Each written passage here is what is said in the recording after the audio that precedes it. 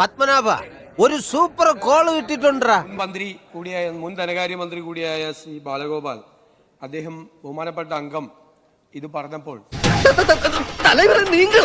അദ്ദേഹം സൂചിപ്പിച്ചത് കഴിഞ്ഞ ഗവൺമെന്റിന്റെ കാലത്ത് ഒരുപാട് പ്രാവശ്യം നികുതി വർധനവുണ്ടായപ്പോൾ ഇത് കുറയ്ക്കണം, ഇതിനകത്ത് ഒരു ഭാഗം നിയമസഭയുടെ റെക്കോർഡുണ്ട്, ഒരു ഭാഗം നികുതി മുഴുവൻ ഒഴിവാക്കണമെന്നല്ല പറഞ്ഞത്. ഒരു ഗവൺമെന്റിന് ഒഴിവാക്കാൻ പറ്റില്ല.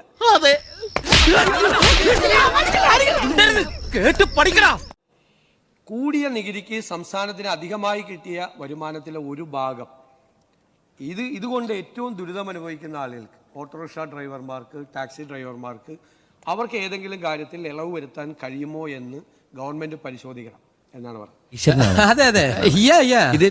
ഞങ്ങളത് പറയാൻ കാരണം അതിനു മുൻപ് അധികാരത്തിലിരുന്ന ഉമ്മൻചാണ്ടി സർക്കാർ പെട്രോളിന് 4 തവണയും ഡീസലിന് 2 തവണയും അധിക നികുതി വരുമാനം ഉപേക്ഷിച്ചിട്ടുണ്ട്. നമ്മൾ ഈ നാണം കേട്ടല്ലോ.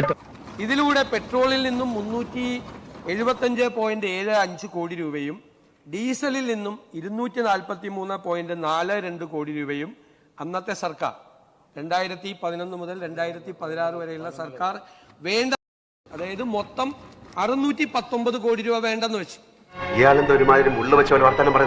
ആ പശ്ചാത്തലത്തിലാണ് പിന്നീട് വന്ന ഗവൺമെന്റിന്റെ കാലത്ത് 2016 മുതൽ 2025 ജനുവരി 31 വരെ ഈ ഡീസൽ പെട്രോളിന്റെ വില വർധനവിന്റെ ഭാഗമായി, അതായത് ഡീസൽ ഇനത്തിൽ 1617 കോടി രൂപയും പെട്രോൾ ഇനത്തിൽ 1466 കോടി രൂപയും ഉൾപ്പെടെ കഴിഞ്ഞ സർക്കാരിന് 3100 കോടി രൂപയുടെ അധിക വരുമാനം ഉണ്ടായിട്ടുണ്ട്.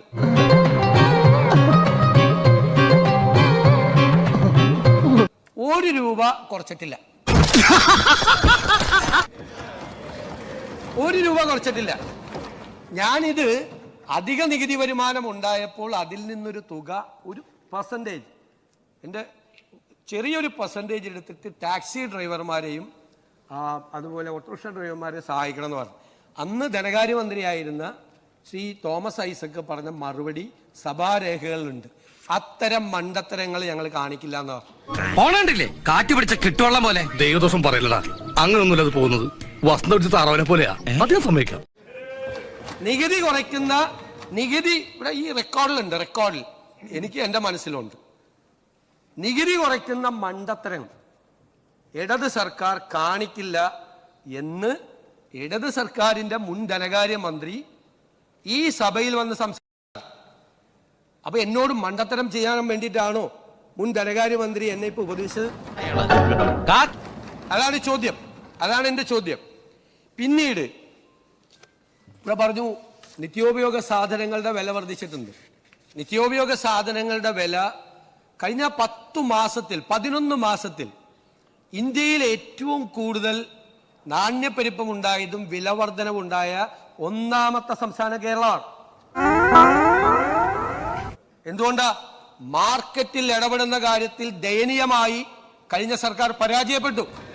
100% ഞാൻ യോജിക്കുന്നു. ഇപ്പൊ പറഞ്ഞല്ലോ ഈ പൈസ എടുത്ത് കൊടുക്കാൻ പറഞ്ഞല്ലോ, നിങ്ങളുടെ കടം തീർക്കണ്ടേ? 2893 കോടി രൂപ നിങ്ങൾ സിവിൽ സപ്ലൈസ് കോർപ്പറേഷൻ കൊടുക്കാനുണ്ട്. എനിക്കത് കുറവായിട്ടാ തോന്നിയത്. ഞങ്ങൾ ഈ പൈസ എടുത്ത് ഇത് വേണ്ടാന്ന് വെച്ച് കഴിഞ്ഞാൽ വിലക്കയറ്റം നിയന്ത്രിക്കാൻ ഞങ്ങൾ എന്ത് ചെയ്യും? സിവിൽ സപ്ലൈസ് കോർപ്പറേഷൻ ആണ് കേരളത്തിൽ വിലക്കയറ്റം നിയന്ത്രിക്കാൻ മാർക്കറ്റ് ഇന്റർവെൻഷൻ നടത്തേണ്ട ഏജൻസി. ആ മാർക്കറ്റ് ഇന്റർവെൻഷൻ നടത്തേണ്ട ഏജൻസിക്ക് 3000-ഓളം കോടി രൂപ കടമായി കൊടുക്കാനുള്ളത് ബാക്കി വെച്ചിട്ടാണ് പോയത്. ഇവിടുന്ന് കിട്ടുന്നത് 100-500 കോടി രൂപയാണ്, 500 കോടി രൂപയാണ്. അപ്പൊ ആ പൈസ എടുത്ത് കൊടുത്താൽ നിങ്ങൾ വരുത്തി വെച്ചിരിക്കുന്ന ഈ കടം ആര് കൊടുക്കും?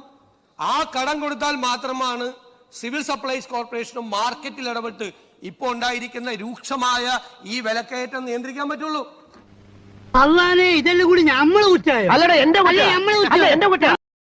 ഈ രൂക്ഷമായ വിലക്കയറ്റം നിയന്ത്രിക്കാൻ മാർക്കറ്റിൽ ഇടപെടണ്ടേ? ഇൻഫ്ലേഷണറി പ്രഷർ എന്ന് പറയുന്നത് കേരള ഇക്കോണമിയുടെ മീതെ വർദ്ധിക്കുകയാണ്. നിങ്ങൾക്കറിയാം, ഗൾഫ് യുദ്ധത്തിന്റെ ഭാഗമായിട്ട് റെമിറ്റൻസ് കുറയാണ്. നമ്മുടെ ഇക്കോണമിയുടെ ബാക്ക് ബോൺ എന്ന് പറയുന്നത് ഗൾഫിൽ നിന്ന് വരുന്ന റെമിറ്റൻസ് ആണ്. ആ റെമിറ്റൻസ് ഒരു വശത്ത് കുറയാണ്. യുദ്ധത്തിന്റെ ഭാഗമായി കേന്ദ്ര ഗവൺമെന്റ് അതിന്റെ പേര് പറഞ്ഞ് വലിയ തോതിൽ പാചകവാതകത്തിന്റെയും ഈ പെട്രോളിയം ഉൽപ്പന്നങ്ങളുടെയും വില വർദ്ധിപ്പിച്ചപ്പോൾ നേരത്തെ തന്നെ ഇൻഫ്ലേഷന്റെ കാര്യത്തിൽ, നാണ്യപ്പെരുപ്പത്തിന്റെ കാര്യത്തിൽ 1-ാം സ്ഥാനത്തുണ്ടായിരുന്ന കേരളം വീണ്ടും അത് താങ്ങേണ്ട സ്ഥിതിയാണ്. രൂക്ഷമായ വിലക്കയറ്റത്തിലേക്ക് കേരളം പോകും. എന്നാ ഞങ്ങൾ അങ്ങ് ഇറങ്ങട്ടെ. ആയിക്കോട്ടെ, സന്തോഷായി.